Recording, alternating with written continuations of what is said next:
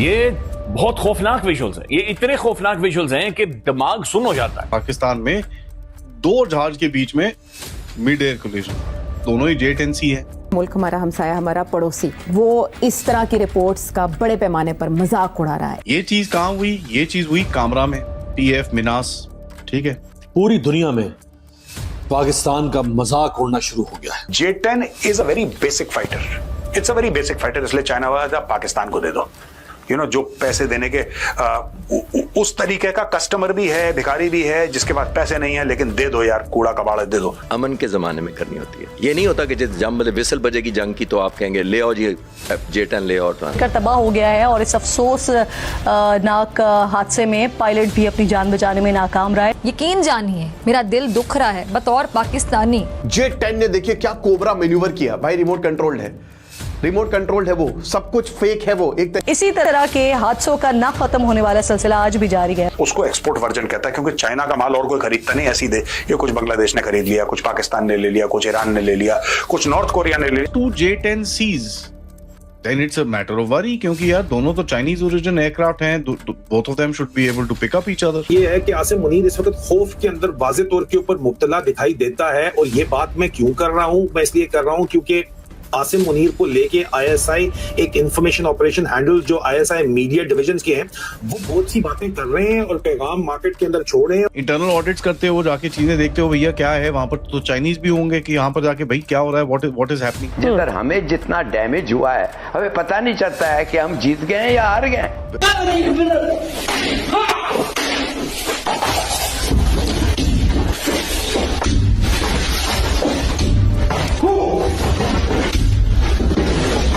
Everybody is saying कि mid air टांग बोलते हैं ना, घंटी बज गई है। पाकिस्तान में दो जहाज के बीच में मिड एयर कोलिजन हुआ है। एक खबर आई कि भैया एक J-10C है और एक F-16 है, दूसरी खबर कहती है भैया दोनों ही J-10C है। ये चीज कहाँ हुई? ये चीज हुई कामरा में, PF मिनास, ठीक है।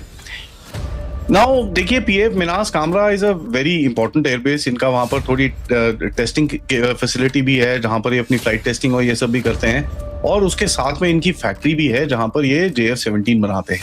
बनाते क्या है, मतलब स्क्रू ड्राइवर गिरी करते हैं।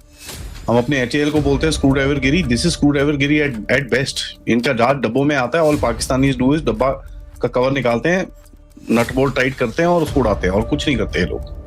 एनी केस वापस आते हैं, तो क्लेम इज कि दो जहाज किसी चीज में कुछ करते करते चिपक गए एक दूसरे से, ठीक है।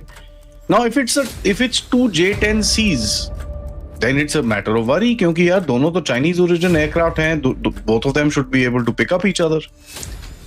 अगर एक J-10C है और एक F-16 है, फिर भी समझ में आता है, because both of them are not connected with each other, data links are not connected and वो सब चीजें हैं। तो ये चैटर है, कोई ऑफिशियल कंफर्मेशन नहीं आएगा इसका, no denial will come, nothing will come, because देखिए आपको इन चीजों को एनालाइज करना पड़ता है एज OSINT, क्योंकि पाकिस्तान भारत की तरह तो है नहीं कि भैया क्रैश हो जाता है एकदम से खबर आती है कि भैया ये हुआ है, ये पायलट है, ये ठीक है, this is what is happened, ये करके पूरा क्लियर खबर आ जाती है। तो जब आपको ऐसी चीज को स्टडी करना होता है, आपको ये जो बेस मैंने आपको बोला कामरा, इसमें एक्टिविटी क्या चल रही है, सॉटी रिदम्स कैसी चल रही हैं, रोटरी विंग की एक्टिविटी अलेजेड क्रैश साइट के ऊपर कुछ दिखी है, हैंगर वहां पर अंदर बेस एक्टिविटी क्या दिखी है, is there being flying after that और नॉट। तो ये चीजें आपको थोड़ा सा बताती है। देखिए, जब अलग क्रैश होगा तो कंप्लीट रेडियो साइलेंस करा जाएगा ऑन दिस पर्टिकुलर सब्जेक्ट। सबको बोला जाएगा एक सेकंड के अंदर, भैया just shut up, don't talk about this.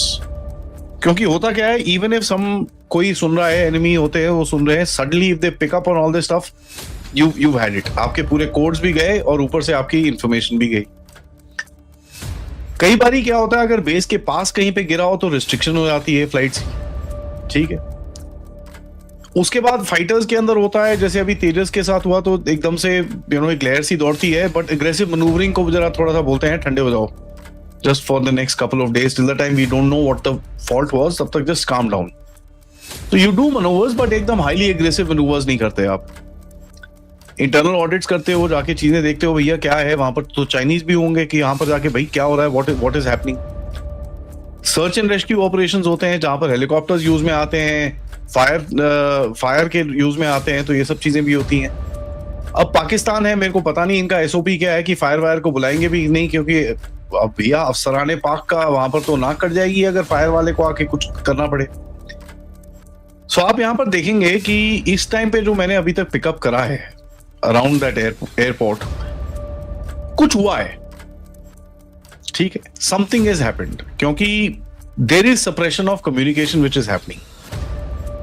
या तो ये एक गिरा है, या डैमेज हुआ है किसी एक्साइज में, या फिर जो एवरीबडी सेइंग कि मिड एयर टांग बोलते हैं ना, घंटी बज गई है। There was a scramble noted, और ये इनके वहां पर काफी इनके चैटर में मैंने चेक करा जाके, एक 2-3 हेलीकॉप्टर लो एल्टीट्यूड में साउथ वेस्ट वहां से उड़े, 25-30 मिनट तक उड़ के वापस आए। So they followed a certain pattern. अब ये पैटर्न क्या होता है कि जिस एरिया के अंदर जहाज गिरा हो वहां पर जाके दे विल सी ना होता क्या है। If there is a two ship formation doing something with each other, अगर वही दोनों को हाथ लगी है तो बड़ा मुश्किल हो जाता है ढूंढना, अंटिल अनलेस लोकल कॉल्स आए और ये सब चीजें आए आपको। एक अकेला किसी पहाड़ में कहीं जाके गिरा है, again it becomes very difficult. So you have to go retrace the steps and see कि भैया यहाँ पर हमने लास्ट ट्रैक किया था, यहाँ से कहाँ जा सकता है। He was flying eight 800 kilometre an hour, तो उस पॉइंट से अगर आप एक 800 किलोमीटर एन आवर का अगले 3-4 मिनट का आप लगाओ कि अच्छा भाई वो 10,000 फुट पे था, उसको इतना टाइम लगेगा नीचे आने में, तो इतने टाइम पे 800 किलोमीटर के स्पीड में वो इस पॉइंट से कितना दूर जा सकता है। And then you kind of search pattern बना के आप इसको सर्चिंग शुरू करते हो। बट ये 20 से 25 मिनट में वापस भी आ गए। That is very interesting. अगर ये 20 से 25 मिनट में वापस आ गए, या तो भैया वहां पर कुछ है ही नहीं उठाने के लिए, गॉन इनसाइड, खत्म। वहां पर फिर वो ग्राउंड फोर्सेस पहुंच गई, उन्होंने अपने आप उठा लिया जो उठाना था। प्लस सुबह से मैंने कोशिश करी, अब ये बड़ा मुश्किल होता है ऑफ कोर्स, पाकिस्तानी तो कोई फोन तो है नहीं कि हाँ भाई तेरे वहां पर फ्लाइंग हो रही है।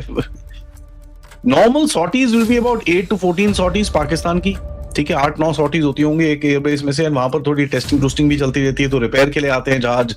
JF-17 का भी ये खराब हो गया, वो खराब हो गया, तो they come for repair. I am not saying अच्छा एयरक्राफ्ट बुरा aircraft, any aircraft goes for main repair. बुरा है तो ज्यादा जाता होगा। तो अभी ये एक पैटर्न अगर कहीं पे एस्टैब्लिश कर सकते हैं हम लोग कि इनका कहीं पे सॉर्टी ड्रॉप हुआ है।